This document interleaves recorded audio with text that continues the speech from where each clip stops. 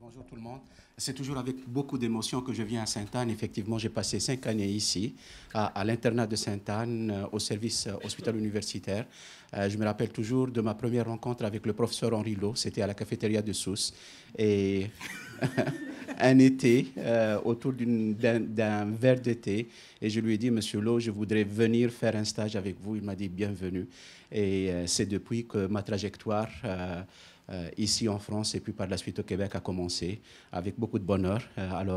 Je vous en remercie infiniment. J'espère que ce pont entre la France et la Tunisie et outre-Atlantique vont toujours continuer avec cette belle collaboration. D'ailleurs, qu'on a continué avec le professeur Marie-Odile Krebs. Donc ce matin, je vais vous parler du programme Access Canada. Je dois dire que je commençais à travailler un peu dans la santé mentale de jeunes il y a à peu près une quinzaine d'années, où on a commencé à travailler avec un programme qu'on appelle PEP Montréal, qui est un programme pour les jeunes qui souffrent d'un premier épisode psychotique. Et ça m'a beaucoup ouvert les yeux un peu sur les débuts de la psychose, sur les différentes évolutions de la psychose, sur les manières de travailler avec les jeunes, sur les manières d'engager les jeunes. C'était pour moi une transformation. Et je me suis toujours posé la question, pourquoi est-ce qu'on fait tout ça pour les troubles psychotiques et on ne fait pas ça également pour les troubles bipolaires, pour la dépression, pour tous les problèmes qui affectent la jeunesse. Et donc, en fait, probablement pour ceux d'entre vous qui connaissent un peu l'histoire du premier épisode psychotique, ça a commencé autour de l'idée de l'intervention précoce, de l'amélioration du pronostic, etc., etc. Mais quelque part, c'est maintenant comme un mouvement social, un mouvement proactif pour intervenir précocement, parce que si on peut intervenir précocement, pourquoi on laisse les jeunes ou bien les familles avec cette espèce de bataille avec la maladie mentale débutante? On sait également qu'engager les jeunes, c'est un processus qui n'est pas facile. Ce n'est pas n'importe qui va venir frapper à la porte en disant que je suis malade, soignez-moi. Il y a beaucoup de jeunes qui ne sont pas soignés. Donc, en fait, notre programme Access Canada, et je présente ici au nom d'un grand nombre de chercheurs, en fait, le leadership de ce programme, c'est aussi le docteur Ashok Malla, qui est professeur à l'Université McGill. Et je vais vous dire un peu dans cette présentation comment ce mouvement, ou bien comment Access Canada est né, comment est-ce qu'il a été subventionné, et puis quels sont les principaux principes qui guident notre intervention de transformation de l'offre de services. Donc, c'est un programme de transformation de l'offre de services pour les jeunes au Canada. Ça, c'est les objectifs de ce matin. Parler un peu de la santé mentale des jeunes, l'ampleur des problèmes et ses conséquences. Objectif de TRAM Access. Il y a plein d'acronymes et je vais vous dire un peu qu'est-ce qu'il y a derrière ces acronymes. Perspective de jeunes, présentation de Access et puis les composantes de transformation de Access, exemple de réalisation et puis parler un tout petit peu de la recherche. Alors, comme vous le savez probablement, il y a 75% de troubles mentaux qui commencent entre l'âge de 12 et 25 ans. Donc vraiment, la source commence très tôt. 20% des jeunes entre 12 et 25 ans ont un problème de santé mentale identifiable. Donc ça, c'est un chiffre extrêmement important. Et 70% de ces jeunes requièrent une intervention. Mais quand on parle de 20%, c'est vraiment tout le spectre de la sévérité à partir de problèmes simples, de symptômes simples qui peuvent être facilement pris en charge à des problèmes beaucoup plus sévères. L'autre donnée importante est que finalement, il y a probablement plus que la moitié de ces jeunes-là qui n'ont pas accès aux services ou bien qui n'ont pas accès à des interventions adéquates. Donc, ça nous dit qu'il y a quand même beaucoup de travail à faire si on veut engager les jeunes et si on veut avoir une meilleure pénétration thérapeutique dans la population. Et les troubles mentaux commencent par des symptômes qui sont souvent légers, bénins, mais qui peuvent progresser en l'absence de traitement. Et donc, c'est important de faire ces interventions précoces pour éventuellement endiguer l'évolution des troubles psychotiques et de faire de la prévention indiquée. Nous ne sommes pas en santé mentale encore au niveau de la prévention primaire où on connaît vraiment l'étiologie de la maladie, on intervient à ce niveau-là, mais on parle souvent de prévention indiquée, c'est-à-dire lorsqu'on voit des signes qui apparaissent, on peut intervenir éventuellement pour infléchir le cours de la maladie. Donc ici, quelques données juste pour montrer effectivement que les grandes enquêtes épidémiologiques montrent qu'une grande proportion de troubles mentaux sont dans cette tranche d'âge, donc, et puis la tranche d'âge également de l'adulte jeune, et que quand on voit également pour les enfants, les troubles anxieux, les troubles dépressifs, l'abus de substances, etc., l'ensemble de ce trouble-là commence vraiment à un âge très jeune et donc d'où l'intérêt des interventions précoces. On peut dire qu'il n'y a pas de santé mentale sans santé mentale des jeunes et sans santé mentale des enfants.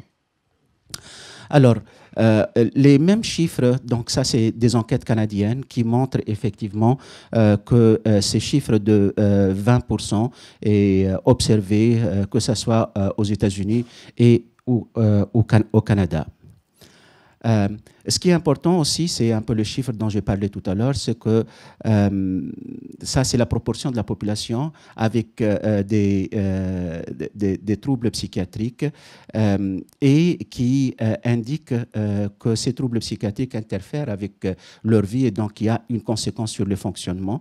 Et donc les conséquences sur le fonctionnement sont tout à fait perceptibles dans cette tranche d'âge-là, de la même manière que dans les autres tranches d'âge. Alors, cette diapositive montre que la majorité, jusqu'à 60% des personnes qui sont jeunes, qui ont des troubles psychiatriques, n'ont pas accès aux soins, que ce soit parce qu'ils ne connaissent pas où est-ce qu'ils vont se diriger, ou bien parce que les soins ne sont pas disponibles. Donc, pourquoi il y a tant de difficultés pour accéder aux soins? Je pense que chaque système a des difficultés. Donc, l'analyse qui se fait au Canada ou bien l'analyse qui se fait à Montréal n'est pas nécessairement l'analyse qui doit se faire en France, parce que chaque système de soins a ses problèmes, chaque système de soins a ses trajectoires pour les patients. Et donc, à mon avis, chacun doit faire l'analyse de ce qui se passe chez lui pour pouvoir comprendre un peu la situation. Mais il y a quand même des éléments qui sont importants. Donc, l'identification et les interventions sont souvent retardés ou bien différés. L'accès aux services non adaptés aux jeunes et à leurs familles. Ça, c'est un grand problème pour nous au Canada. Lorsque les personnes présentent un problème de santé, c'est souvent très difficile d'accéder aux soins. Mais une fois ils sont dans le système de soins, ça fonctionne beaucoup mieux. Mais l'accès est souvent difficile. Et en fait, l'accès est difficile parce que les systèmes sont fragmentés, parce qu'on a beaucoup de silos, les hôpitaux, les CLSC, les dispensaires, et la main droite ne sait pas ce que la main gauche fait, etc. Et donc, il y a une nécessité d'intégration et d'élimination de ces silos. Donc, les traitements sont majoritairement offerts dans un cadre institutionnel. Ça, c'est un grand problème et Dr Krebs a parlé de la stigmatisation. Moi, je fais aussi un peu de pédopsychiatrie parce que je m'intéresse au TDAH et je sais que les enfants détestent venir à l'hôpital et ils en pleurent quelquefois. Pourquoi est-ce que je vais dans un hôpital psychiatrique? Donc, la stigmatisation pour les jeunes, que ce soit l'autostigmatisation, la stigmatisation par autrui et quelquefois la stigmatisation également par les travailleurs de santé, est un élément très important dont il faut tenir compte. Et puis, la qualité des services est inadéquate et n'est pas nécessairement basée sur les données probantes pour les jeunes. Alors, partout un peu dans le monde, il y a comme une espèce de shift dans le domaine de la recherche. Donc, vous savez probablement qu'aux États-Unis, ils ont décidé que c'est extrêmement important de balancer un peu les mandats de recherche. C'était très basé sur la recherche fondamentale. On s'aperçoit de plus en plus qu'il faut faire de la recherche translationnelle qui profite directement aux patients. Au Canada également, notre organisme subventionnaire le plus important, c'est le Canadian Institute of Health Research, donc les instituts canadiens de la recherche en santé. Et dans les 5 dernières années, ils ont décidé que c'était important de faire également ce mouvement-là. Ils ont créé ce programme qu'on appelle SRAP en français, c'est Strategic Research Strategic Patient Oriented Research, donc stratégie de recherche axée sur les patients. Et donc, le motto de cette recherche-là, c'est vraiment le traitement adéquat pour le patient aujourd'hui même. Et donc, ils ont mis beaucoup d'argent. Et ils ont donc décidé de commencer ce programme avec plusieurs partenaires. Donc, tout le réseau canadien est impliqué sur le plan provincial, sur le plan fédéral, sur le plan communautaire. Donc, ils exigent que tous les partenaires sont impliqués dans ces demandes de enfants-là, multidisciplinaire, une approche multidisciplinaire, et donc basée sur les données probantes et assure une meilleure qualité, responsabilité et accessibilité aux soins. C'est ça l'objectif fondamental. Ils ont décidé de mettre beaucoup d'argent pour ça.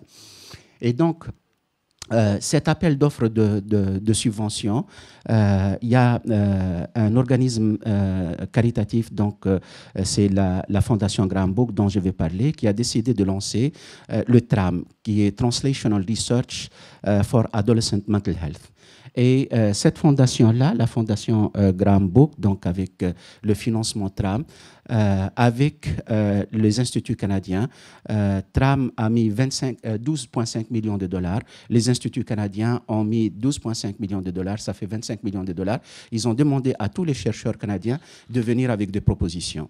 Donc, c'était un processus qui était relativement lent dans cette démarche-là. Initialement, ils ont demandé aux chercheurs de déposer des lettres d'intention. Chaque réseau des chercheurs a mis une lettre d'intention. Puis, par la suite, ils nous ont fait venir dans ce qu'on appelle Strengthening Workshop, où toutes les lettres d'intention, tous les demandeurs de fonds sont venus ensemble dans un hôtel. On les a mis ensemble et on les a forcés à travailler ensemble. Mais ce qui est extrêmement... Ça, c'est un processus qui est tout à fait nouveau pour nous parce que nous étions habitués à travailler chacun dans notre silo pour faire des demandes de fonds. Et la Fondation a dit non, non, non, c'est pas comme ça qu'on veut que les choses fonctionnent. Il faut que tout le monde soit dans une même salle. Et non seulement les chercheurs, mais également les jeunes, les familles, les organismes communautaires, les politiques, les décideurs politiques, les directeurs d'hôpitaux, etc. Et il faut qu'on réfléchisse ensemble à cette transformation. Parce que si on veut qu'une transformation soit, si on veut assurer la pérennité d'une transformation, il faut vraiment que tous les parties prenantes soient engagées. Et après ce processus-là, ils ont sélectionné 30 réseaux et ils ont demandé, encore une fois, de soumettre des soumissions donc consolidées. Et finalement, il y a eu trois grands réseaux qui ont été sélectionnés pour une compétition finale. Il y a Access Canada, dont je suis en train de parler, donc, qui est notre réseau situé à McGill et à Montréal. Il y a Canadian Youth Network for Innovation and Mental Health, donc, qui est dirigé par un autre chercheur impliqué dans surtout l'offre des services pour les jeunes. Et puis, il y a Toronto également avec le docteur Peter Zatmari qui a fait une demande. Et finalement, après ce processus-là, Access Canada a été sélectionné pour faire la transformation de santé mentale au Canada. Alors, je pense que fondamentalement, les objectifs de Access Canada, vraiment, c'est basé sur les chiffres que j'ai présentés tout à l'heure, améliorer la capacité à identifier les jeunes atteints de troubles mentaux et puis améliorer la rapidité et la qualité des soins pour ces jeunes-là. Tout azimut, on n'a pas c'est pas la psychose, c'est pas la dépression, c'est pas les troubles dépressifs, mais c'est vraiment donc global. Alors, finalement, cet acronyme-là, Access, est venu lors de ces réunions-là. On s'est réunis, les jeunes, les familles, etc. Et puis, on a décidé quels sont vraiment les mots-clés. Adolescent, young adult, connection to community-driven, donc l'importance de communauté. Early, strength-based and stigma-free services. Donc, ça, ce sont les éléments qui ont été reconnus et retenus comme étant importants. Et bien sûr, comme nous sommes au Québec, et donc l'acronyme, quelquefois difficile à traduire, mais on est arrivé quand même avec une traduction que vous voyez à droite, à votre droite. Alors, les valeurs fondamentales qui guident Access. Une culture de recherche. Et donc, la recherche ici, c'est vraiment au sens de, pas la recherche fondamentale, mais surtout la recherche clinique, axée sur la pleine participation des jeunes, des familles et de communautés. Les jeunes sont impliqués, les jeunes qui ont des expériences de problèmes mentaux sont impliqués dans tous les processus et à toutes les étapes. La reconnaissance qu'une jeune personne en détresse est une personne à part entière et n'est pas réduite à sa maladie. Donc ça, c'est un élément, par exemple, qui est venu lors de ces ateliers ensemble avec les jeunes. Reconnaissance que la détresse mentale est aussi réelle que la douleur physique. Sensibilité aux valeurs socioculturelles. Au Canada et un peu partout dans le monde, les sociétés deviennent très multiculturelles et c'est important de reconnaître que les valeurs culturelles, surtout en santé mentale, sont extrêmement importantes si on veut apporter des soins adaptés. Et des services conçus à partir d'une philosophie de résilience, d'autonomisation, de partenariat et de respect.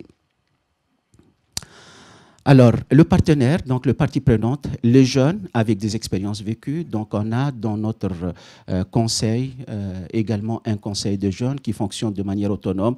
Une partie de l'argent qui a été donné en subvention va au fonctionnement de ces jeunes-là. Ils se réunissent et ils contribuent à l'élaboration de ces réseaux-là. Les familles, c'est une composante extrêmement importante également dans tout ça et c'est très important de les impliquer dans tous les processus. Donc également, il y a les politiques, les décideurs, donc important d'avoir la participation. Nous avons par exemple sur Access le directeur de santé mentale du Québec, qui est le docteur Delorme, qui est PI, donc Principal Investigator sur la demande. Le directeur de l'hôpital est également PI sur cette demande-là. Les organismes communautaires et puis les chercheurs, parce que c'est important également de générer des données pour montrer que ce que nous voulons faire arrive à délivrer ce que nous estimons être important. Donc, les secteurs de transformation, l'identification précoce, donc tous ces jeunes-là, les 60% qu'on n'arrive pas à identifier, donc Youth in Need of Identified donc early, identification précoce, extrêmement important de diversifier les portes d'accès parce que si on se restreint simplement à l'hôpital ou bien au CLSC, c'est probablement on va rester avec le même problème d'accessibilité. Donc, important de multiplier les portes d'accès aux soins et puis une fois qu'on a l'accès, il faut bien sûr délivrer des interventions qui sont basées sur les données probantes et qui sont adéquates pour les jeunes. Donc, les éléments communs de la transformation, les jeunes et les familles, autonomisation des aidants, implication du système, y compris les ressources communautaires. Nous avons adopté la théorie de changement comme cadre de référence pour les réseaux, pour chaque site et pour les éléments essentiels de la transformation. Donc, on a vraiment une grille dans laquelle on identifie quels sont les éléments de transformation pour chacun des sites que nous avons sélectionnés. Et puis, on doit suivre de manière très détaillée ces transformations-là. Donc, on travaille avec cette théorie donc, approche en profondeur de la transformation dans les sites. Cette approche-là est dictée par les besoins locaux, les réseaux et les contextes. Comme on est au Canada, on a des grandes villes comme Paris, Montréal, par exemple, c'est une grande ville, Toronto est une grande ville, mais on a également des communautés de 600 habitants au nord du Québec, chez les Inuits, et donc il faut quelque part adapter cette réalité-là. Donc, dans ces populations-là, la médecine occidentale n'est pas vraiment l'approche la plus importante, ils ont des approches plus holistiques. Donc, on a voulu vraiment être intégrateur et nous adapter à tous les contextes. Extrêmement important, si on veut faire de la santé mentale chez les jeunes, d'utiliser des cyberstratégies. Les jeunes sont branchés tout le temps sur leur iPhone, sur iPad, etc., etc. Si on veut améliorer l'accessibilité ou bien même les interventions thérapeutiques par l'intermédiaire des interventions, par exemple, psychologiques sur Internet. C'est une stratégie qu'on est en train de développer et on a développé une partie de cette stratégie-là. Et puis, très important de travailler sur les transferts de connaissances et la création de communautés des soins. Alors, l'identification précoce des cas, donc appui à l'intégration des services et des systèmes de tous les partenaires, accroître la capacité de tout le système et les parties prenantes à identifier et accéder à de l'aide en renforçant les liens et les techniques d'identification précoce. Par exemple, pour les troubles psychotiques, ce que nous avons fait, c'est nous avons élaboré des vignettes vidéo que nous distribuons dans les lycées, que nous distribuons dans les collèges, etc. Donc, l'une des techniques. Mais ça peut être d'autres techniques dépendamment du contexte. Créer un site multilingue et interactif 24/7. Nous avons également au Canada un réseau téléphonique qui s'appelle Kids Help Phone que nous allons adapter pour notre réseau Access. Et donc, les jeunes peuvent accéder à ce service-là et peuvent être orientés à travers ce service-là pour Access. Identifier les troubles psychotiques parmi les jeunes sortant du système judiciaire et les orienter aux services appropriés. Ça, c'est ce qu'on appelle Youth Deflection. On sait très bien que parmi les jeunes, il y a beaucoup qui finissent dans le système judiciaire et qui ont plus de problèmes psychiatriques que de problèmes judiciaires. Et ça, c'est important de travailler avec la police et avec le système judiciaire pour identifier ces cas-là. Et puis, les populations vulnérables, c'est aussi un élément très important. Donc, les sans-emploi, les sans-éducation, les minorités ethniques, les personnes sous la protection de la jeunesse, les autochtones, les sans-abri. Donc, nous avons engagé des contacts avec tous ces réseaux-là pour améliorer la détection précoce de ces jeunes vulnérables. Alors, accès rapide direct à l'évaluation par un seul point de contact qui sera très médiatisé, c'est ce qu'on appelle Access Clinician. Donc, au lieu d'avoir des points multiples d'accès, nous allons en fait créer cet Access Clinician qui sera capable de faire les évaluations immédiates de ces jeunes-là et qui sera formé pour identifier et pour orienter les jeunes en fonction de leurs besoins. Et l'Access Clinician sera accédé en fait indépendamment de la gravité et du type du problème. L'aide peut être recherchée par les jeunes eux-mêmes ou bien par les personnes proches des jeunes. Pas besoin de référence, donc c'est extrêmement important que l'accès soit vraiment direct. Au Canada, jusque-là, on a besoin d'une référence du médecin généraliste pour accéder aux spécialistes, mais on sait que c'est une entrave importante. On va viser une évaluation dans les 72 heures. Maintenant, c'est encore dans les 30 jours, etc., mais on va essayer de cibler cette cible-là qui sera un élément important pour nous. Plusieurs portails d'accès en ligne et hors ligne, comme je l'ai déjà mentionné, faciliter la recherche d'aide et d'engagement futur dans les soins par l'évaluation initiale dans tous les milieux. Il ne faut pas attendre qu'un jeune vienne à l'hôpital ou bien vienne au clinicien Access. On le fait maintenant. On va dans la communauté, on va dans les coffee shops, on va dans les maisons pour faire les évaluations sur place.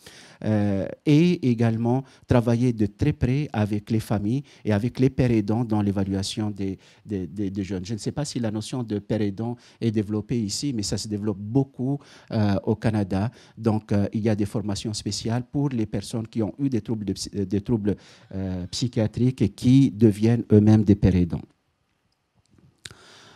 Alors, bien sûr, il va falloir, une fois identifié, donner des soins appropriés. Donc, ce sont des soins qui vont être axés sur le rétablissement approprié pour les jeunes, engageants, respectueux des droits.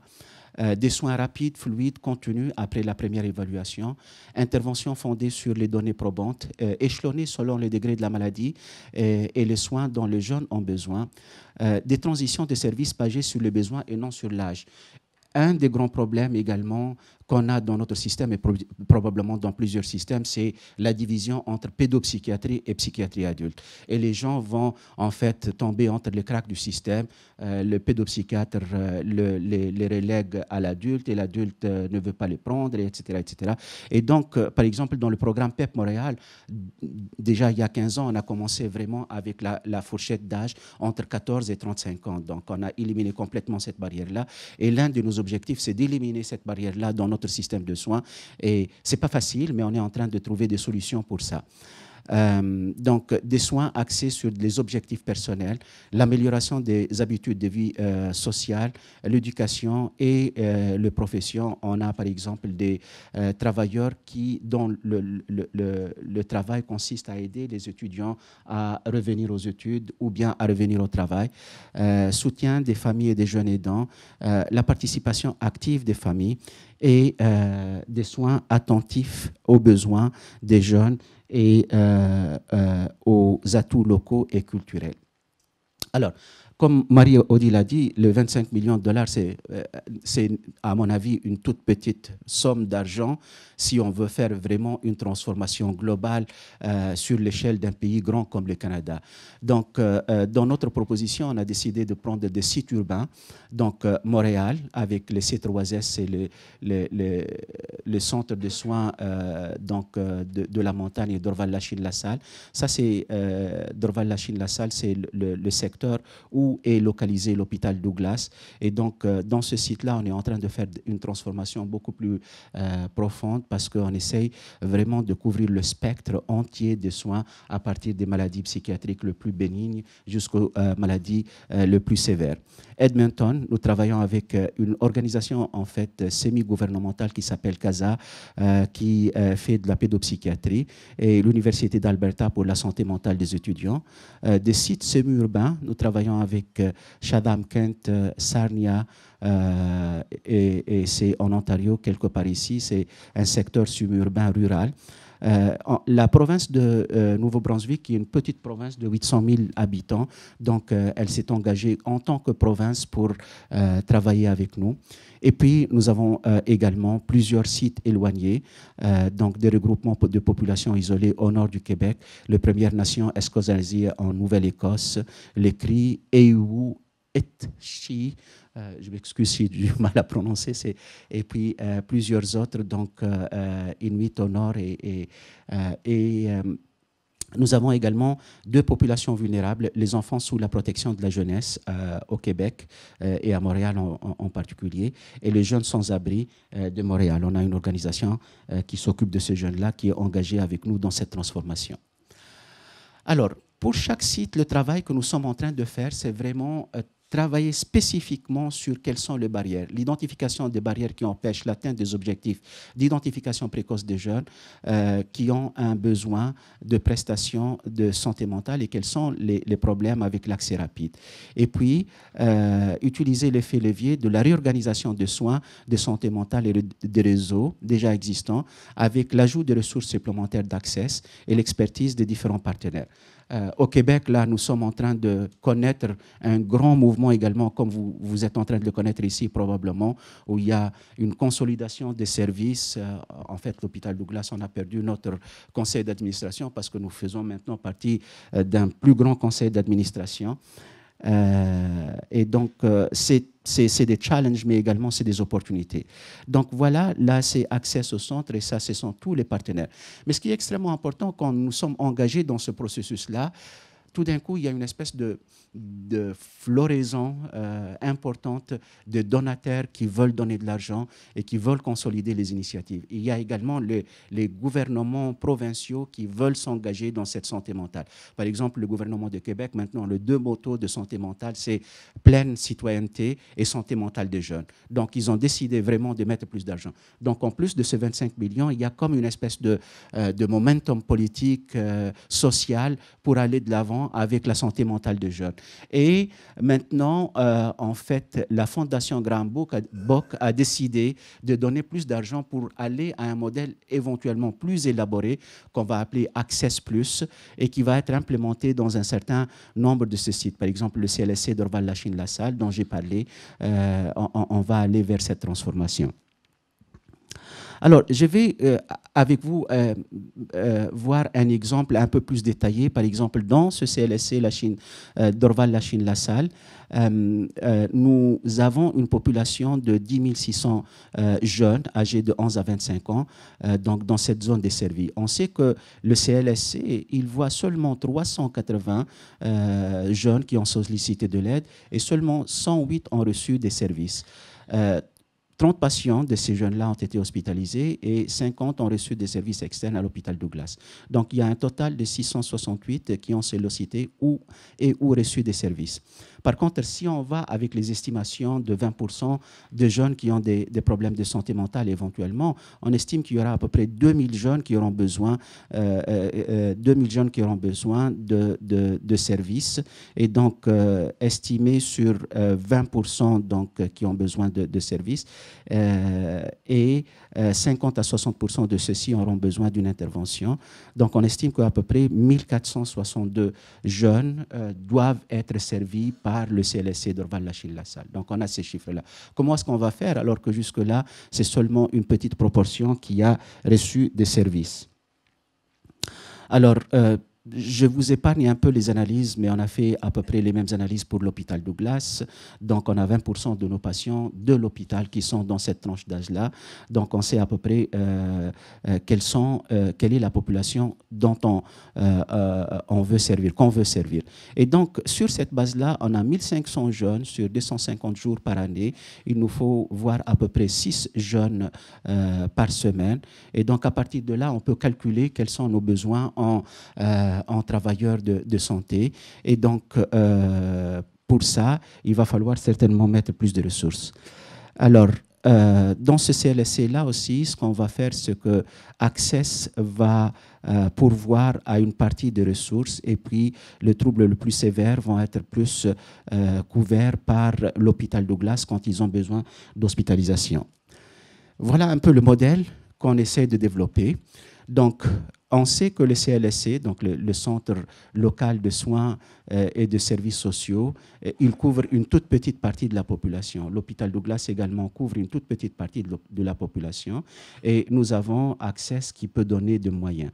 Ce que nous allons faire, c'est en fait retirer des ressources à partir de CLSC, de l'hôpital, de Access, renforcer ça par Access Plus et en fait avoir un service complètement intégré. Et probablement, ce service-là sera installé dans la communauté comme un point de chute, comme un point de rencontre pour les jeunes. C'est un peu dans le modèle Headspace, donc, qui va servir la santé mentale de ces jeunes-là. Alors, la composante finale, je vais parler un tout petit peu de la recherche. Donc, on va évaluer comment et dans quelle mesure Access augmente le taux d'identification précoce des cas de jeunes ayant des troubles de santé mentale, fournit aux jeunes et à leurs familles, à leurs aidants, un accès rapide et engageant à une évaluation en santé mentale et au soutien, augmenter l'implication des jeunes et des familles et des aidants, et leur participation active dans l'élaboration des soins de santé mentale, améliorer le pronostic de jeunes en santé mentale, améliorer le bien-être et la participation sociale des écoles et des organismes communautaires. En fait, donc, on va utiliser une méthodologie de recherche qui s'appelle un essai clinique Step Widget. Donc, en fait, les sites vont être randomisés et on va avoir 2 vagues de transformation parce que l'intervention, c'est vraiment la transformation de santé mentale. Donc, la première vague, elle va commencer avec 3 centres où on va commencer, et on a déjà commencé la transformation. Et puis, une année plus tard, une deuxième vague de transformation, si bien qu'on va pouvoir collecter des données de base pour ces sites-là alors qu'ils ne sont pas en transformation et ces données de base vont nous permettre de faire des comparaisons avec les sites qui ont commencé plus tôt. Et il y aura des sites où en fait on va avoir plus de la recherche de processus et de la recherche qualitative qui va nous permettre de comprendre un peu ce qui se passe dans cette transformation. Alors, comme je vous ai dit, en fait, c'est un processus qui n'est pas du tout facile parce que ça implique énormément de partenaires, parce que les attentes sont très importantes, parce qu'il faut gérer tous ces sites-là, toutes les attentes, les chercheurs, les familles, les jeunes, etc. Et je vois un peu dans la gestion quotidienne combien ça peut être compliqué.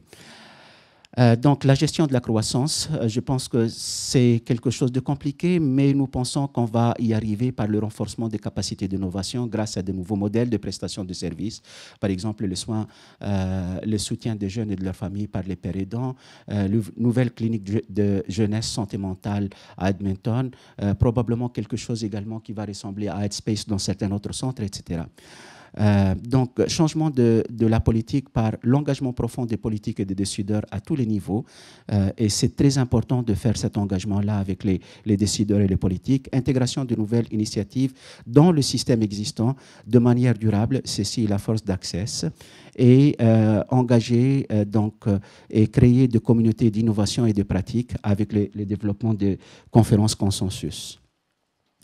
Donc, en conclusion, la transformation, le message à retenir, c'est une transformation qui sera réalisée grâce à la création d'une culture de soins partagée par toutes les parties prenantes, soutien hautement ciblé, bien organisé pour satisfaire les attentes plus nombreuses et ambitieuses des différents protagonistes, innovation, donc accès rapide à des soins intégrés, abolition des silos, entre les différentes parties prenantes et les organismes.